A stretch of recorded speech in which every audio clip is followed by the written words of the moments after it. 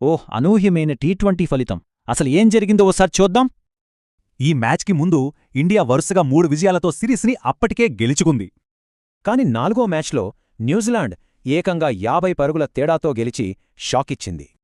మరి ఇంత బలంగా ఉన్న టీమిండియా ఎలా ఓడిపోయింది? టాస్ గెలిచిన ఇండియా న్యూజిలాండ్ను బ్యాటింగ్కు ఆహ్వానించింది. కివీస్ ఓపెనర్లు ఆరంభం నుంచే దాడి మొదలుపెట్టారు. పవర్ ప్లేలో వికెట్ కోల్పోకుండా 71 పరుగులు చేశారు. ఈ అద్భుతమైన 100 పరుగుల భాగస్వామ్యం వాళ్లకు బలమైన పునాది వేసింది. తమ ప్లాన్ ముందునుంచే బౌలర్లపై ఒత్తిడి తేవడమేనని player of the match Tim Seifert చెప్పాడు. మిడిల్ ఓవర్లలో ఇండియా వికెట్లు తీసినా న్యూజిలాండ్ 215 పరుగుల భారీ స్కోర్ చేసింది.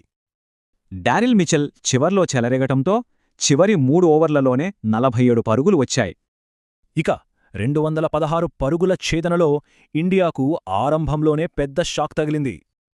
టాప్ ఆర్డర్ కుప్పకూలింది. కీలక ఓపెనర్ అభిషేక్ శర్మ తొలి బంతికే డకౌట్ అయ్యాడు.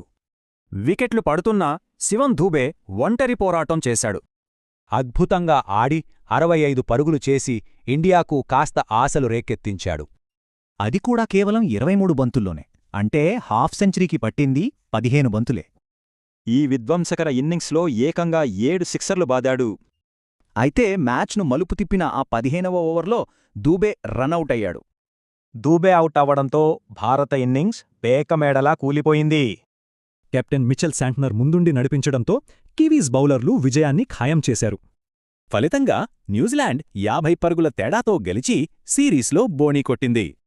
మరి ఇది టీమిండియాకు ఒక చిన్న పొరపాటా, లేక వారిని ఓడించేందుకు దొరికిన మార్గమా?